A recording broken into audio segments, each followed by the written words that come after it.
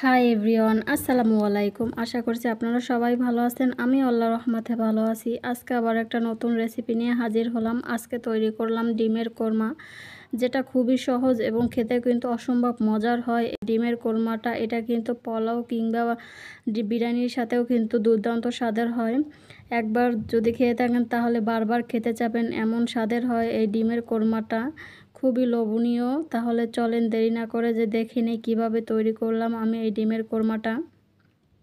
আমি বাসায় সাধারণত যেভাবে তৈরি করি আপনাদের মাঝে সেভাবেই শেয়ার করলাম। আশা করছি আপনাদের কাছে ভালো লাগবে। এইখানে আগে থেকে আমি কিছু ডিম সিদ্ধ করে ছিলে নিয়ে রেখেছিলাম। এখন আমি একটা ছুরির সাহায্যে গাটাকে একটু হালকা চিড়ে দেবো, যাতে তেল মশলাটা খুব ভালো করে ডিমের ভিতর ঢুকতে পারে। খুব ভালো করে সবগুলো ডিম আমি চেড়ে নিয়েছি। এখন একটা প্যানে দিয়ে 1 চামচ পরিমাণে ঘি আর দিয়ে দিলাম পরিমাণ মতো রান্নার তেল। তারপর তেলটা গরম হওয়ার পরে ডিমগুলো আমি দিয়ে সামান্য অল্প পরিমাণে লবণটা দিয়ে দিলাম। এখন ডিমগুলো হালকা ব্রাউন করে ভেজে নেব। বেশি ভাজতে যাবে না, তাহলে শক্ত হয়ে যাবে, খেতে কিন্তু ততটা মজা লাগবে না।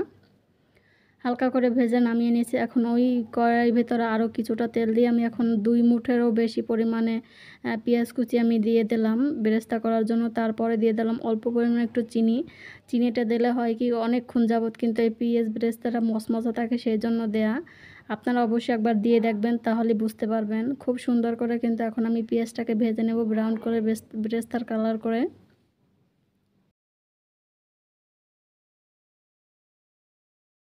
ভালো করে ভেজে নেওয়া হয়ে গেছে। অর্ধেক আমি ওইখান থেকে উঠিয়ে রেখেছি, আর বাকি অর্ধেকের ভিতরে এইখানে পেঁয়াজ আর কাঁচামরিচ বেটে নিয়েছিলাম, সেটাকে দিয়ে কিছুক্ষণ তেলের সাথে ভেজে নিয়েছি। তারপরে দিয়ে দিলাম আদা রসুনের পেস্ট। তারপরে আবার বেশ কিছুক্ষণ একটু তেলের সাথে মশলাটাকে ভেজে নিয়ে আস্ত গরম মশলা অ্যাড করে দিলাম এখানে। তারপরে দিয়ে দিলাম স্বাদ মতো লবণ। লবণটা দিলে তেল ছিটকায় না, সেই জন্য সবসময় লবণটা আগে দেওয়ার চেষ্টা করবেন। তারপরে মশলাটা কষানোর জন্য অল্প পরিমাণে পানি দিয়ে দিলাম আমি এখানে। আর এখানে এখন শুকনো উপকরণগুলো দিয়ে দিলাম, মরিচের গুঁড়া, ধনিয়ার গুঁড়া আর জিরার গুঁড়া আপনারা আপনাদের পছন্দ মতো দিয়ে নেবেন। এই মশলাগুলো দিয়ে এখন কিছুক্ষণ কষিয়ে নিয়ে তারপর দিয়ে দিলাম 2 টেবিল পরিমাণে বাদাম বাটা এখানে। বাদামটা দিয়ে বেশ কিছুক্ষণ নাড়াচাড়া করে তারপরে এখানে অ্যাড করব টক দই। সব মশলাগুলো দেওয়া হয়ে গেছে। এখন ভালো করে মশলাটা খুব সুন্দর করে কষিয়ে নিতে হবে।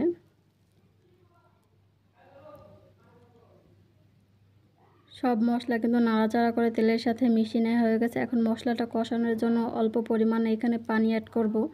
মশলাটা যত ভালো কষানো হয়, যে কোনো জিনিস কিন্তু খেতে ততটাই মজার হয়। যে কোনো রান্নার টেস্টই কিন্তু দ্বিগুণ হয়ে যায়, মশলাটার উপর ডিপেন্ড করে। আপনার মশলাটা যত ভালো কষানো হবে, রান্নার স্বাদটা তত দ্বিগুণ বেড়ে যায়। এইখানে মশলাটা খুব ভালো করে কষানো হয়ে গেছে, তেলও ছেড়ে দিয়েছে। এখানে আমি ডিমগুলো ভেজে রেখেছিলাম, সেই ডিমগুলো দিয়ে এখন মশলার সাথে ভালো করে মিশিয়ে নেব। মিশিয়ে নিয়ে এসে এখানে দিয়ে দিলাম টমেটো সস। আপনারা চাইলে টমেটো কুচি দিতে পারেন। তারপরে বেশ কিছুক্ষণ আবার ডিমের সাথে মশলাটাকে কষিয়ে নিলাম আমি।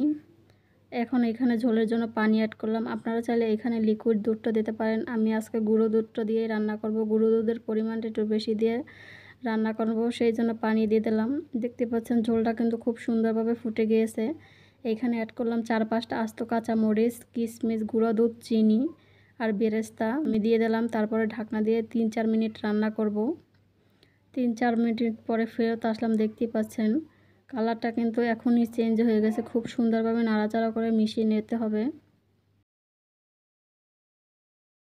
দেখতে পাচ্ছেন এখনই কতটা লোভনীয় দেখাচ্ছে। খুব ভালো করে মিশিয়ে নেওয়া হয়ে গেছে। আমাদের রান্না কিন্তু অলমোস্ট কমপ্লিট। তেলও বেশি উঠেছে। এখন নামানোর আগে 1 চামচ পরিমাণে ঘি অ্যাড করে দিলাম আর কিছুটা বেরেস্তা দিয়ে এখন আমি রান্নাটা কমপ্লিট করলাম। দেখতে পাচ্ছেন কতটা সুন্দর এবং লোভনীয় হয়েছে কিন্তু এই ডিমের কোরমাটা।